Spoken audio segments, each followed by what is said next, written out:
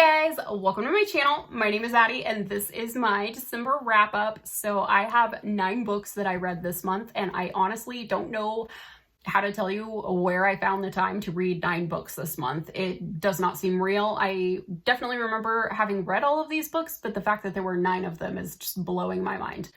But also December seems like it started like 4 years ago. So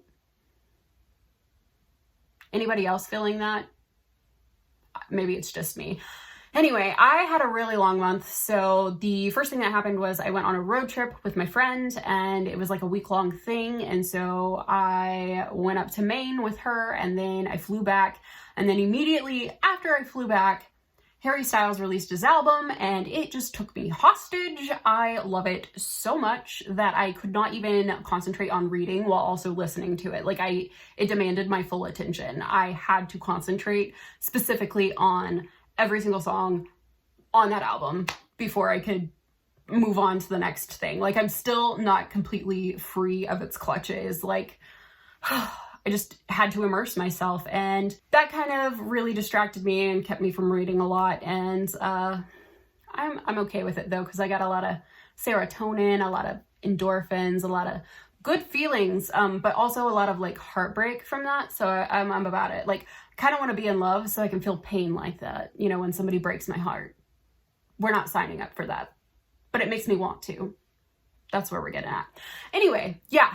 So there was that, and then there was the holidays and all of that stuff going on. So, it's just been a busy, chock full month of just things going on. So we are here and I have 9 books to talk about. On to the actual stuff you are here for. All right, so to start off this month, I read the Shadow and Bone trilogy by Leigh Bardugo. That is Shadow and Bone, Siege and Storm, and Rin and Rising. And this is the story of Alina Starkov and her love triangle between the Darkling and Mal, her best friend from childhood. And Alina has this rare ability to summon light, and that is instrumental to the Darkling's plans to take over the world.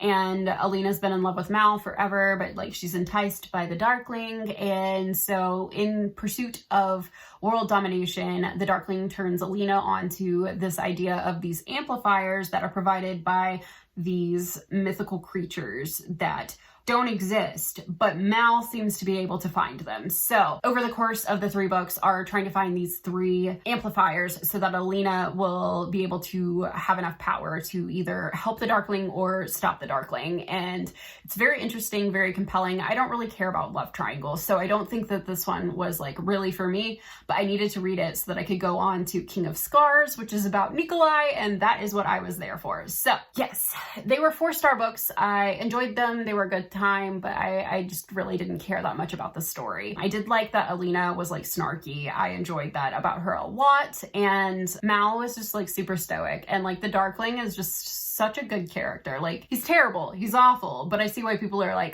oh, I love him. So, it's whatever. But again, I do say he is not somebody that you date. He is somebody that you hit and quit. So the next book that I read this month was my 3-star read, and it was Josh and Hazel's Guide to Not Dating. This book was so cute and so amazing and perfectly wonderful. And then there was a plot point at the very end of it, literally the very end of it, that I was just the story was complete without that. Why did you do that? This was so unnecessary. And it just really just ruined the book for me a little bit. So it got a 3-star instead of a 5-star it was shaping up to be. So I probably should have just bumped it down to 4-star, but I really was mad about it. Anyway, so Josh and Hazel's Guide to Not Dating is about Josh and Hazel, who were college acquaintances, and then later in life they've lost touch and they run into each other again, and they start getting chummy, and they decide to set each other up on blind dates with other people, but they go on the dates at the same time. So they are double dating the dates that they set each other up for. And over the course of this, they fall in love with each other. And while that happens, it's just perfection.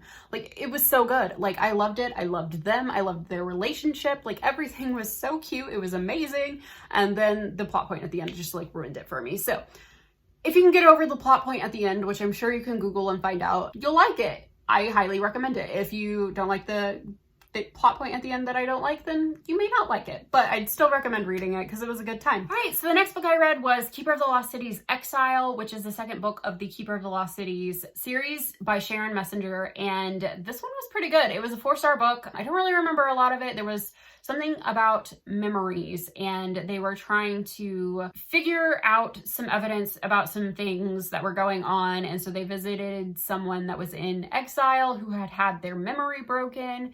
And over the course of that, one of the adult figures in Sophie's life ends up with their memories shattering, and then Sophie has to figure out a way to fix it. So there was a lot going on there, and then the mystery of the Black Swan is like continuing on, and I'm like very intrigued and ready to get a hold of the third one. So that is that book. The next book that I read was Between Shades of Grey by Ruta Zapetes. This is about a family of Lithuanians who get captured by the NKVD, and they get put in prison camps in Siberia, and they like have to rely on each other and learn how to survive in these terrible circumstances. And this book was depressing, like so depressing. It was just sad, man. Like, you kept feeling like the sense of like perseverance, like they're gonna make it through, and then like something terrible would happen. And it was just well written. It's pretty good. I thought it ended abruptly, and my mom, who read it after I did, was also like, what was that ending? Like, what happened? I don't understand. So she missed it completely. And that is probably my one complaint for that book, is that it really took some like reading between the lines to figure out what was going on at the end of the book. All right, so the next book that I'm going to be talking about is King of Scars by Leigh Bardugo, and this is my first 5-star book of this list. And I just, this is why I was reading the Shadow and Bone trilogy. Why I wanted to get through it as quick as possible was because I love Nikolai. Like, I am here for all of that content. They said, "Sir, you are a pirate." And he said, "No, I am a privateer." And I said, "Oh, my heart." I love Nikolai Lantsov, and he has such an interesting like story at this point. Like, he has this darkness within him, and he's really just trying to make it work, and he is trying to do what's best for his people. And he's like, maybe I need to have a political marriage, but he's in love with Zoya. And I'm just like, I don't know what to do. This book needs its sequel like immediately. So I don't know when that is slated for release. And I know that they just released the first one in like January of last year. By last year, I mean 2019. So I don't know when this is coming, but this story was so good. I like don't even want to get into it too deep because I'm so like fangirling about it so much right now. So it was really good. And it's about Nikolai, who I know and love, and just, I want good things for him. And I want him and Zoya together. That is what I want. Like, I am here for the bodyguard trope. Those are my final words. The next book that I read that was a 5-star.